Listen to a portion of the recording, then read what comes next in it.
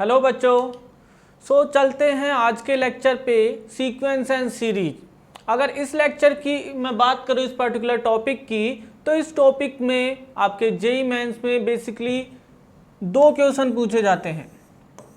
ठीक है, अगर लास्ट ईयर्स का ट्रेंड देखें तो 2 क्वेश्चन डेफिनेटली पूछे जा रहे हैं। इन 2 क्वेश्चन में भी एक क्वेश्चन ईजी होगा, दूसरा क्वेश्चन थोड़ा कैलकुलेटिव होगा बट मॉडरेट होगा।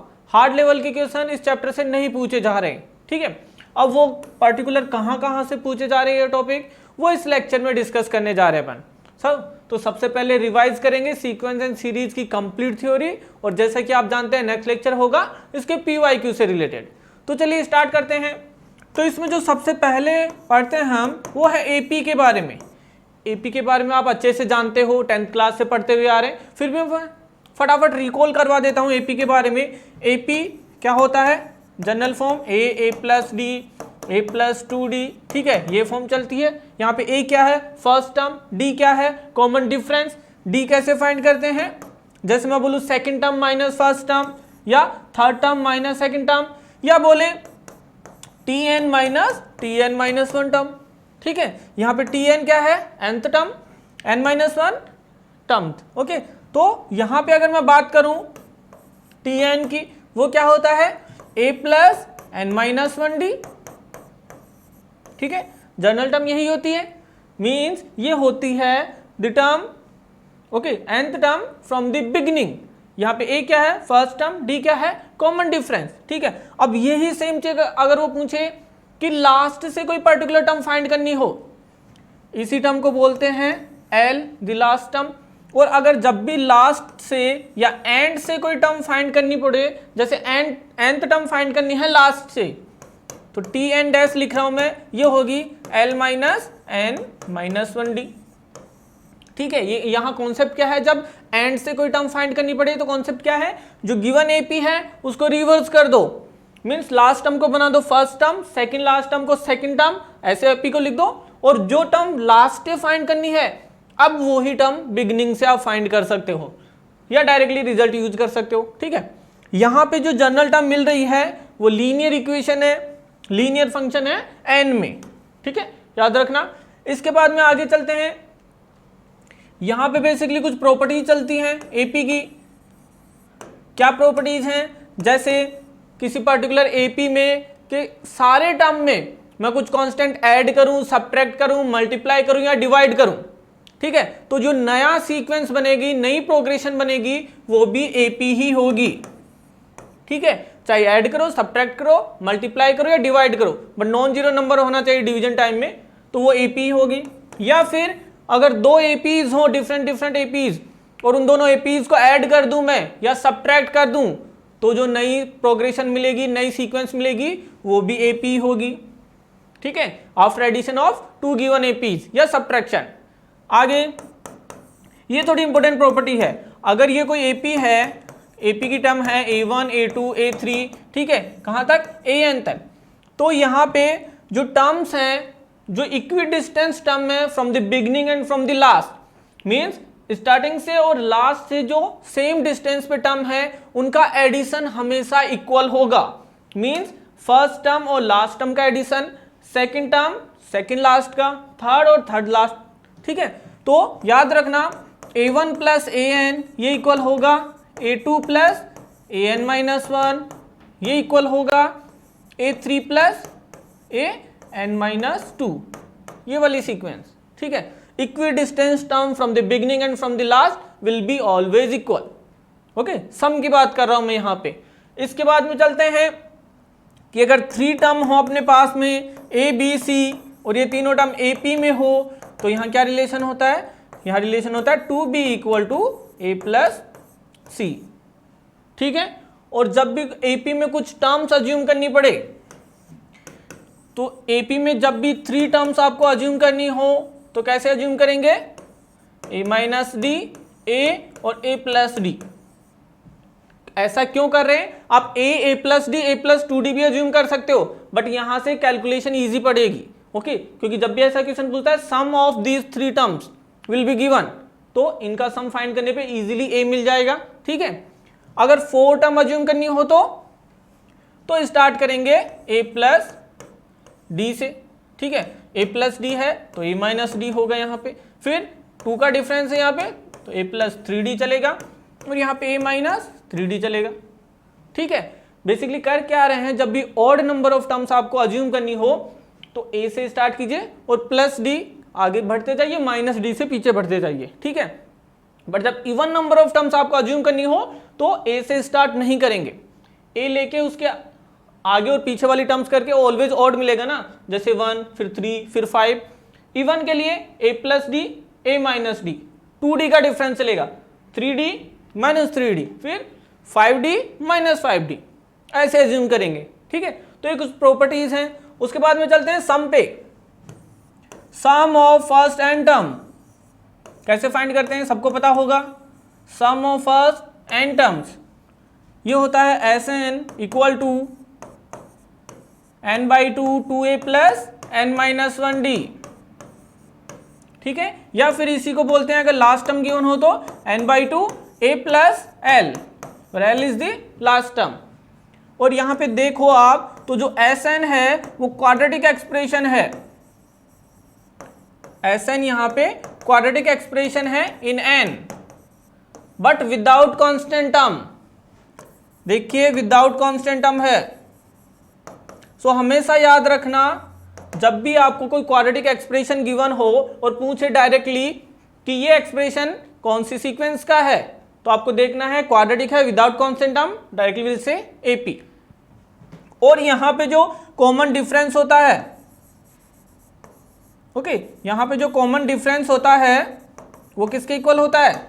जैसे मैं बात करूं आपको कि कहीं Sn गिवन है 3n² प्लस 2n, तो ये बेसिकली AP होगी, ठीक है। अब डायरेक्टली वो पूछे कि इसका कॉमन डिफरेंस बताओ, तो मैं डायरेक्टली एक ट्रिक बता रहा हूं आपको। कॉमन डिफरेंस कैसे फाइंड करेंगे, जो कोफिशिएंट ऑफ n² है वो d/2 के इक्वल होगा, ठीक है। जो कोफिशिएंट ऑफ n² है वो d/2 के इक्वल होगा, और वहां से डायरेक्टली आप बता सकते हो कि उसका कॉमन डिफरेंस होगा क्या। वो कहां से पता लगा, इसको मल्टीप्लाई करके देख लीजिए, ये n² बनेगा, इसका कोफिशिएंट d/2 बनेगा, और कहीं भी n² नहीं बनेगा। तो याद रखिए coefficient of n² will be always equal to d/2, और वहां से d इजीली पता कर सकते हो, ठीक है, अगर ऐसी कुछ कंडीशन गिवन हो तो। इसके बाद में चलते हैं अर्थमेटिक मीन। अगर कोई दो नंबर a और b हो तो इनका अर्थमेटिक मीन कैसे फाइंड करते हैं, वो होगा a प्लस b/2। अगर 3 नंबर हो तो अर्थमेटिक मीन कैसे फाइंड करेंगे, a plus b plus c/3, means sum of numbers divided by whatever number we have, okay. जैसे 3 नंबर हो तो by3, 4 नंबर हो तो by4, ठीक है। अब यहाँ पे जो क्वेश्चन बनता है वो बनता है कि किन्हीं दो नंबर के बीच में अगर n अर्थमेटिक मीन इंसर्ट करूं तो उससे रिलेटेड क्वेश्चन, ठीक है। देखिए वो कॉन्सेप्ट क्या है, अगर a और b दो नंबर हैं मेरे पास में और इनके बीच में n अर्थमेटिक मीन इंसर्ट करते हैं, तो ये अर्थमेटिक मीन कैसे फाइंड करेंगे। तो यहाँ पे अपना कॉन्सेप्ट चलता है, टोटली डेरिवेशन पे नहीं जा रहे, मैं सीधा बता रहा हूँ। जो कॉमन डिफरेंस मिलेगा यहाँ से वो मिलेगा b minus a by n plus 1, ठीक है। तो जो a1 होगा वो होगा a प्लस d, अगर मैं a2 की बात करूं तो वो होगा a प्लस 2d। तो सिमिलरली an क्या बनेगा, यहां से an बनेगा a प्लस nd, और d क्या है यहाँ पे b माइनस से डिवाइडेड बाई n प्लस 1, ठीक है। बात समझ में आ रही है। तो ये रिजल्ट याद रखना, यहां से क्वेश्चन आने के चांसेस हैं।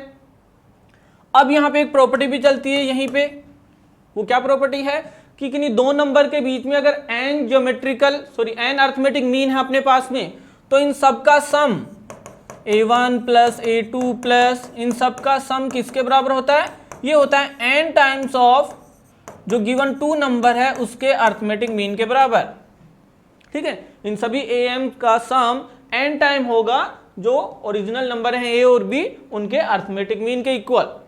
ये डायरेक्ट रिजल्ट है, याद रखना। तो ये कुछ प्रॉपर्टीज थी अर्थमेटिक मीन। अब आगे बढ़ते हैं ज्योमेट्रिकल प्रोग्रेशन। देखिए बेसिकली क्वेश्चन पूछा जाता है एपी और जीपी से ही, एचपी का कोई ज्यादा रोल नहीं है, तो एचपी के बारे में ज्यादा डिस्कस भी नहीं करेंगे। जीपी की बात करूं तो जनरल फॉर्म बता दीजिए, ए आर स्क्वायर तो last term A R power n minus one, A first term है, आर कॉमन रेशियो है, ठीक है। तो यहाँ पे जनरल टर्म क्या चलती है, यही nth term A R n minus one, इसको लास्ट टर्म भी बोलते हैं, ठीक है। अगर एंड से फाइंड करनी पड़े तो टी एंड एस क्या होगी, L by R power n minus one, ठीक है, ये आर है, L by R power n minus one, ये टर्म जब लास्ट से फाइंड करनी पड़े, ठीक है। अब इसके बाद में कुछ प्रॉपर्टीज हैं इसकी, रिकॉल करिए प्रॉपर्टीज, सेम एपी की तरह कुछ प्रॉपर्टी, बट यहाँ पे अगर कोई एपी है, कोई जीपी है और उसको अगर मल्टीप्लाई कर रहे हैं या डिवाइड कर रहे हैं किसी नॉन जीरो कांस्टेंट से, तो जो नई सीक्वेंस बनेगी वो भी जीपी होगी, ठीक है। अगर कोई दो डिफरेंट जीपी हैं उनको मल्टीप्लाई कर दूं या डिवाइड कर दूं तो जो नई सीक्वेंस बनेगी वो भी जीपी ही बनेगी। और यदि नंबर a1, a2, a3, ठीक है, an अगर ये जीपी में है, ठीक है, अगर ये जीपी में है तो इनका लोगरिथम लूं मैं, अब लोगरिथम लूं तो उससे जो सीक्वेंस बनेगी वो हमेशा एपी में होगी, ठीक है। मींस मैं बात करूं log of a1, log of a2, ठीक है, ये हमेशा एपी में होगी। ध्यान रखना, जैसे 2 स्क्वायर 2 क्यूब, अगर ये जीपी है तो log लीजिए तो log 2 तो रहेगा और जो पावर है वो बाहर आती जाएगी, तो बनेगा 2x, ओके, 3x, 4x, ऐसा, वो एपी है। तो ये प्रॉपर्टी डायरेक्टली यूज हो सकती है, ठीक है। इसके बाद में वही कि नंबर ऑफ टर्म्स कैसे अज्यूम करें, तो अगर 3 टर्म्स आपको अज्यूम करनी है तो मानेंगे a बाई आर, ए और ए आर, ठीक है। 4 टर्म, 5 टर्म, जैसे मैंने एपी में कॉन्सेप्ट बताया वैसे इसमें चलेगा, याद रखिएगा, ठीक है। इसके बाद में चलते हैं सम पे, कि ज्योमेट्रिकल प्रोग्रेशन का सम कैसे फाइंड करते हैं। तो डायरेक्ट फॉर्मूला क्या है अपने पास में, A R S to power N minus one divided by R minus one, but याद रखना R should not equal to 1, या इसी को ऐसे भी लिख सकते हैं A 1 minus R S to power N divided by 1 minus R, same condition, R should not equal to 1। तो फिर आर इक्वल टू 1 पे क्या होगा, अगर कॉमन रेशियो 1 है तो सारी टर्म क्या बनेगी, जैसे फर्स्ट टर्म ए से स्टार्ट हो रही है तो ए वही रहेंगी, ठीक है। तो यहां पे अगर r इक्वल टू 1 है तो एस एन बन जाएगा एन ए, ठीक है, याद रखना। यहीं पे फिर एक आता है इनफाइनाइट ज्योमेट्रिकल, और वो इंपॉर्टेंट है। इनफाइनाइट जीपी से क्वेश्चन बनता है डायरेक्टली या इनडायरेक्टली, मीन्स इनडायरेक्टली भी कई बार यूज करते हैं ये फॉर्म। इनफाइनाइट जीपी वो ही जीपी है, बस नंबर ऑफ टर्म इनफाइनाइट होंगी।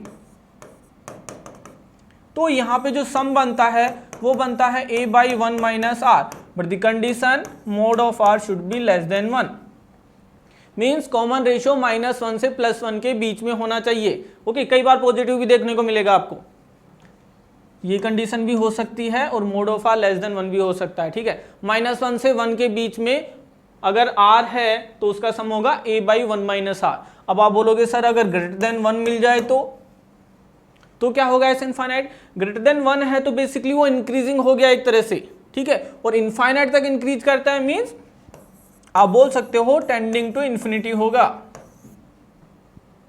ओके, टेंडिंग टू इन्फिनिटी होगा। तो याद रखना a बाई 1 माइनस आर, और अगर ग्रेटर देन 1 हो, यहां से क्वेश्चन बनता नहीं है बट जनरल नॉलेज के लिए आपको पता होना चाहिए, ठीक है। ये सब था ज्योमेट्रिकल प्रोग्रेशन के बारे में। अब चलते हैं ज्योमेट्रिकल मीन क्या होता है। ज्योमेट्रिकल मीन क्या होता है बता दीजिए। अगर 2 नंबर ए बी हो तो उनका ज्योमेट्रिकल मीन क्या होगा, रूट और ए बी, ठीक है। अगर 3 नंबर हो तो cube root of A B C, means जितने नंबर हों उनका प्रोडक्ट कीजिए और पावर होगी 1 by N, and N is here number of element, जैसे a1, a2 इन सब का product and power 1 by N, ठीक है। ऐसे ज्योमेट्रिकल मीन फाइंड करते हैं। अब यहाँ पे वही 2 नंबर के बीच में ज्योमेट्रिकल मीन इंसर्ट करना, फिर से ये वाला टॉपिक इंपॉर्टेंट है। यहाँ पे भी कुछ रिलेशन बनते हैं, क्या क्या है वो, let's say geometrical mean are g1, g2 and gn। तो डायरेक्टली मैं लिख रहा हूँ यहाँ पे रिजल्ट, कॉमन रेशियो क्या होगा, वो होगा b by A raise to power 1 by n plus 1। g1 क्या होगा, यहाँ पे फर्स्ट टर्म है, सेकेंड टर्म है g1, सेकेंड टर्म है तो AR। G2 क्या होगा, ए आर स्क्वायर, ठीक है। तो सिमिलरली जी एन क्या होगा, A R S to power N. बात समझ में आई? तो यहाँ पे केवल आपको r की वैल्यू सब्स्टिट्यूट करनी है और r क्या है, b by A raise to power 1 by N plus 1, ठीक है, ये याद रखना। अब यहाँ पे एक रिजल्ट चलता है, जैसे वहां addition of geometry arithmetic mean था, वहीं यहाँ पे है product of geometrical mean.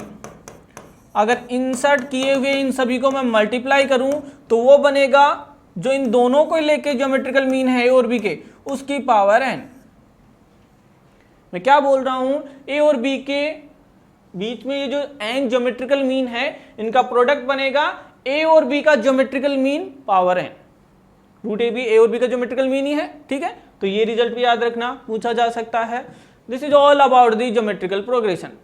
HP के बारे में केवल इतना याद रखिए, जब भी एचपी से रिलेटेड क्वेश्चन आए क्या करेंगे, उसकी एपी बना लेंगे, ठीक है, और एपी के जितने भी फॉर्मूलाज हैं वो सारे यूज करेंगे। जैसे let suppose ABC are in HP, then 1 by a 1 by B 1 by c, ये किस में होंगे, एपी में। और यहाँ पे एपी से रिलेटेड सारे फॉर्मूलाज अप्लाई करके उस क्वेश्चन को सॉल्व कर सकते हैं, ठीक है। यहाँ पे बस एचएम याद रख लीजिए। अगर कोई 2 नंबर हो तो एचएम क्या होगा, 2 by 1 by A plus 1 by B, और आप बोल सकते हो 2 A B by A plus B. अगर 3 नंबर हो तो एचएम क्या होगा, 3 नंबर के लिए एचएम होगा 3 by 1 by A plus 1 by b plus 1 by c. ऐसे 4 नंबर के लिए 4 बाई, ऐसे ही एन नंबर हो तो n divided by 1 by A plus 1 by B 1 by C till 1 by जितने भी नंबर्स हैं n नंबर तक, ठीक है। तो याद रखिएगा।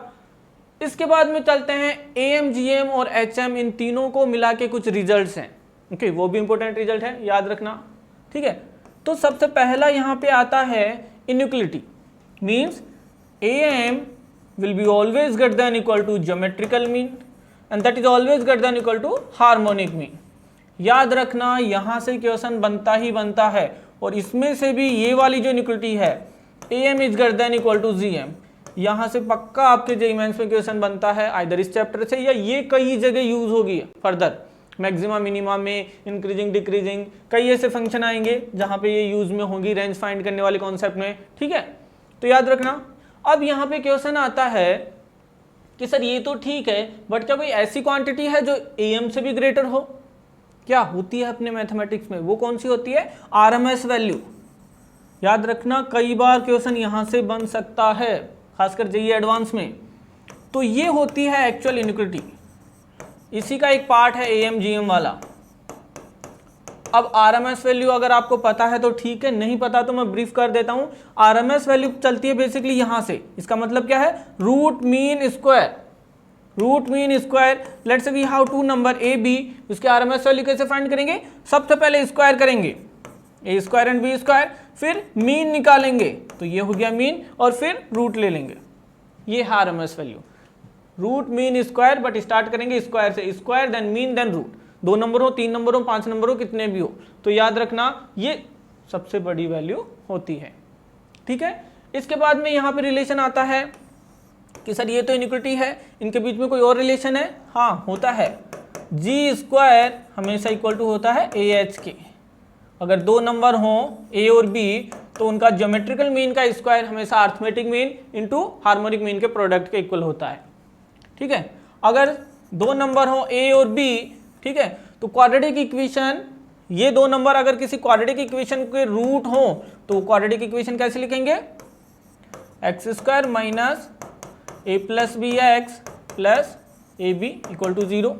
इसको ए और जी एच की फॉर्म में भी कन्वर्ट कर सकते हैं, कैसे, एक्स स्क्वायर माइनस, क्या इसको 2a बोल सकते हैं और क्या इसको जी स्क्वायर बोल सकते हैं। तो याद रखना ए और एच की फॉर्म में भी क्वाड्रेटिक इक्वेशन बना सकते हैं जिसके रूट्स गिवन नंबर ए और बी हों, ठीक है। अगर ये इक्वेशन गिवन हो, मींस कोई इक्वेशन है क्वाड्रेटिक इक्वेशन, वो अर्थमेटिक मीन और ज्योमेट्रिक मीन की फॉर्म में गिवन हो, तो वहां से नंबर कैसे फाइंड करें, तो इस क्वाड्रेटिक को सोल्व करें तो नंबर क्या मिलेंगे, a plus minus root over A square minus G square. तो याद रखना अगर कोई quadratic equation A M G M की फॉर्म में हो तो वहां से डायरेक्ट वो नंबर निकाल सकते हैं, या ए और बी अगर कोई नंबर हो तो क्वाड्रेटिक इक्वेशन बना सकते हैं ए एम और जी एम की फॉर्म में। ये कुछ कॉम्बिनेशन ऑफ रिजल्ट थे AM GM HM के, याद रखना ये सारे भी, ठीक है। आगे बढ़ते हैं। अब यहां पे जो एक नया कॉन्सेप्ट आता है वो आता है AGP का, और AGP इन सब से भी इंपॉर्टेंट है, अरिथमेटिक ज्योमेट्रिकल प्रोग्रेशन, ठीक है। दो टाइप के AGP हैं बेसिकली, एक तो n टर्म के लिए और उसी को अगर इनफाइनाइट टर्म्स के लिए जाएं तो, और उनका सम से रिलेटेड क्वेश्चन यहाँ पे बनता है, ठीक है। तो सबसे पहले जनरल फॉर्म क्या होती है, a plus D r a plus 2d r square, ठीक है। ये जनरल टर्म चलती है। यहाँ पे देखिए a plus D a plus 2d ये तो हो गई AP अपनी, और r स्क्वायर ये कॉमन रेशियो हो गया GP का। तो बेसिकली AP और GP का कॉम्बिनेशन है। अब यहाँ पे सबसे पहला क्वेश्चन बनता है कि इसका सम कैसे फाइंड करते हैं। तो देखिए एक तो सम का फॉर्मूला है बड़ा सारा, उसको याद रखिए, अगर आप अच्छे से रट सकते हो तो। आई विल सजेस्ट कि जो मैकेनिज्म है कि कैसे फाइंड करते हैं क्वेश्चंस को, सम वाले क्वेश्चन को कैसे सोल्व करते हैं, वो याद रखिएगा, क्योंकि कई बार फॉर्मूला में मिस्टेक हो जाती है, कुछ टर्म भूल गए, पॉजिटिव नेगेटिव साइन भी, ठीक है।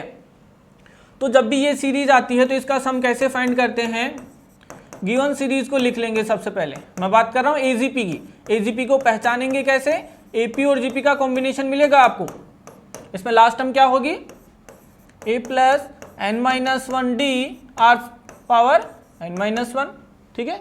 जनरल टर्म AP और GP की, वहां पे a नहीं है, बस a की जगह AP चल रही है। अब इसमें क्या करते हैं, जो भी r मिला, r means common ratio of GP, उससे मल्टीप्लाई करेंगे इस Sn को, इस पूरी इक्वेशन को r से मल्टीप्लाई करेंगे और इसको एक टर्म आगे बढ़ा के लिखेंगे। मीन्स यहां पे मल्टीप्लाई होगा वो बनेगा AR, बट उसको लिखेंगे यहां से सेकेंड टर्म के नीचे, ठीक है। यहां से बनेगा a plus D R square, but उसको लिखेंगे उससे नेक्स्ट वाली टर्म के नीचे, ठीक है। ऐसे ही चलते रहेंगे। तो ये वाली टर्म क्या बनेगी, ये वाली टर्म बनेगी a प्लस n-1d, और इसको मल्टीप्लाई करेंगे तो ये बनेगा r⁻n, और इसको सब्ट्रैक्ट कर देंगे, फिर इसको सब्ट्रैक्ट कर देंगे। तो इसको सब्ट्रैक्ट करा तो क्या बना, ये बना 1 - r, और यहाँ पे पहली टर्म मिली a प्लस, देखिए यहां से ये टर्म मिलेगी r में, r स्क्वायर में, ठीक है। यहां पे आपको पर्टिकुलर एक सीक्वेंस मिलेगी और लास्ट वाली टर्म मिलेगी minus a plus n-1d r⁻n, ठीक है। और ये टर्म मिलेगी आपको GP, और इस GP का सम इजीली जानते हैं कैसे फाइंड करते हैं, ठीक है। तो ध्यान रखना, जब भी ये फॉर्म हो, AGP हो, तो उसका सम कैसे फाइंड करना है, r से मल्टीप्लाई, उसके नीचे एक टर्म आगे लेके, ठीक है, सब्ट्रैक्ट करेंगे। सब्ट्रैक्ट करने के बाद में फर्स्ट टर्म, और जो ये टर्म आगे बढ़ी वो तो माइनस में यहाँ मिल जाएगी, और यहाँ पे एक GP मिलेगी, और उस GP का सम वी कैन फाइंड इजीली। तो यहाँ से फाइनल आंसर मिलेगा Sn, 1 - r को डिवाइड कर देंगे। ये फंडा याद रखना है।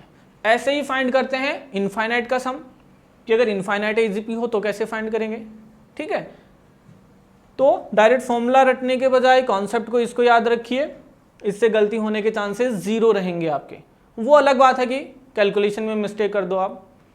तो देखिए यहाँ पे फिर जो AGP है उसके इनफाइनाइट का सम भी चलता है। यहाँ पे आप डायरेक्ट फॉर्मूला याद रखो तो रख लीजिए, क्योंकि ये फॉर्मूला थोड़ा इजी है, ठीक है। यहाँ पे A, D और R क्या है, A तो फर्स्ट टर्म हो गई, D है उस AGP में जो AP है उसका कॉमन डिफरेंस, R है उसमें जो GP है उसका कॉमन रेशियो, ठीक है, याद रखिएगा। अब यहाँ पे सिग्मा नोटेशन का एक नया कॉन्सेप्ट आता है, और वो भी इंपॉर्टेंट है, क्योंकि कई बार क्वेश्चन आता है AGP प्लस सिग्मा नोटेशन से मर्ज हुआ क्वेश्चन, दोनों कॉन्सेप्ट यूज करने पड़ेंगे। सिग्मा नोटेशन बेसिकली है क्या, अगर मैं बात करूं sigma of n, okay, from n = 1 to let's say sigma of r, sigma of r and r = 1 to n, इसका क्या मतलब है, इसका मतलब बेसिकली क्या है, 1 + 2 + 3 till n means sum of first n natural number, वो क्या होता है n+1/2, ठीक है। सिमिलरली अगर मैं बात करूं sigma of r square, r = 1 to n, ये है sum of square of first n natural number, वो क्या होता है n+1 2n+1/6, ठीक है। इसके बाद में क्यूब वाला चलता है एक, वो क्या होता है sigma of r cube r equal to 1 to n, ये तो इजी है, n+1/2 इसका होल स्क्वायर होता है, जो नेचुरल नंबर वाला है उसी का स्क्वायर कर दीजिए। ये 3 फॉर्मूलाज याद रखिएगा, ठीक है। अगर मैं बात करूं sigma of 1 r equal to 1 to n, इसका आंसर क्या होगा? तो बेसिकली 1 ऐड कर रहे हैं कितने टाइम पे, n टाइम, तो इसका आंसर हमेशा n होगा, याद रखिए। अगर कहीं पे कोई कांस्टेंट से मल्टीप्लाई हो रहा है सिग्मा ऑफ tr, ठीक है, तो जैसे आपको समीशन फाइंड करना है, समीशन ऑफ कोई कांस्टेंट विथ जनरल टर्म, तो इसको लिखेंगे k time of that sigma with tr, ठीक है। अगर एडिशन में कहीं चल रहा हो, दो जनरल टर्म को ऐड कर रहे हैं, तो उनको सेपरेट सिग्मा में लिख सकते हैं, बट याद रखना प्रोडक्ट में नहीं लिख सकते, प्रोडक्ट और डिवीजन में सिग्मा को सेपरेट नहीं कर सकते। मींस कहीं ये चल रहा है tr प्लस tr डैश, तो यहां पे सेपरेटली सिग्मा अप्लाई कर सकते हैं, कोई दिक्कत नहीं है, ठीक है। बट प्रोडक्ट में जैसा कि मैं ये बोलूं आपको tr और tr डैश, तो यहां सेपरेटली अप्लाई नहीं कर सकते, ध्यान रखना, ये नहीं होता इक्वल,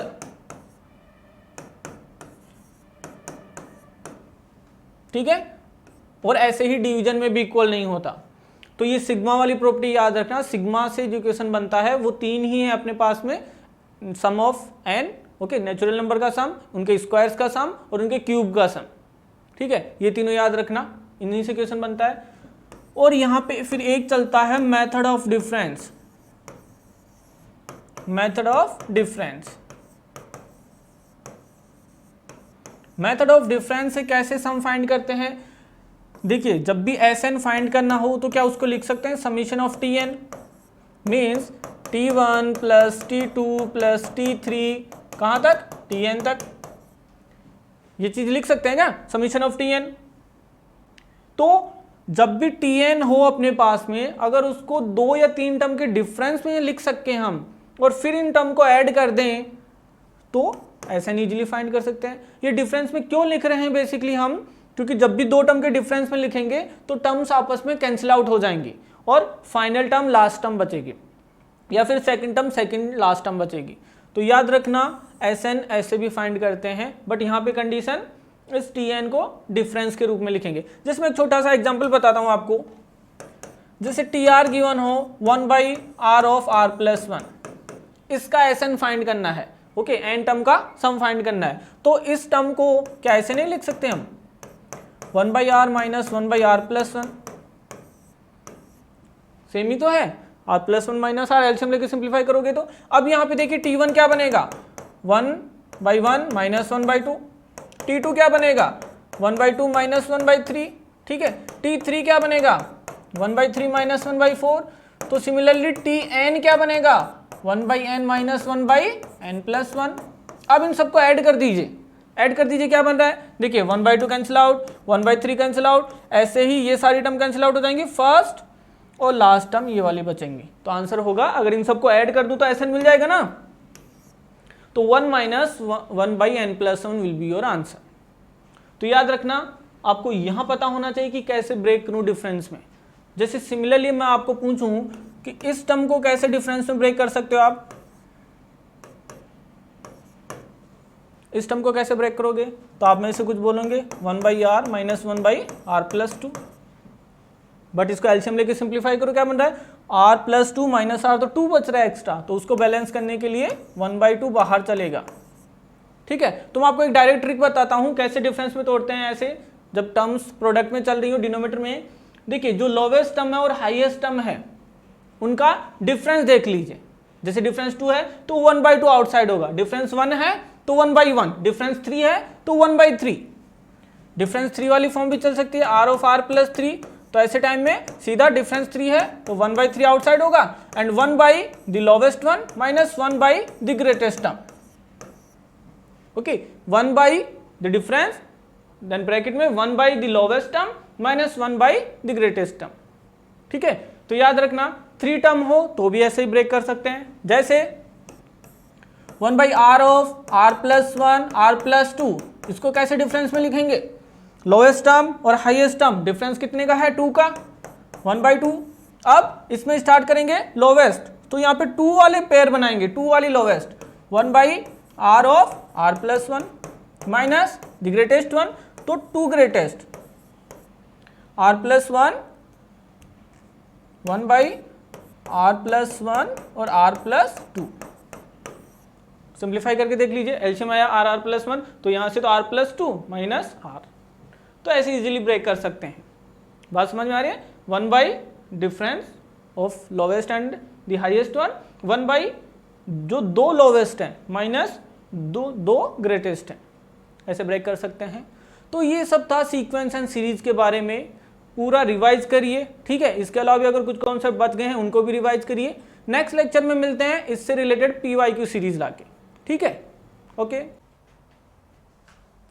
हेलो बच्चों, जो 11th से 12th मूविंग स्टूडेंट्स हैं और जो इस साल IIT JEE एडवांस क्रैक करना चाहते हैं बच्चों, उनके लिए बहुत ही बेहतरीन बैच स्टार्ट होने वाला है अनअकैडमी पे, इवॉल्व बैच, जो कि 7 अप्रैल से स्टार्ट हो रहा है, यानी कि JEE 2022 में जिनको अपना एग्ज़ाम देना है उनके लिए बैच है, ठीक है बच्चों।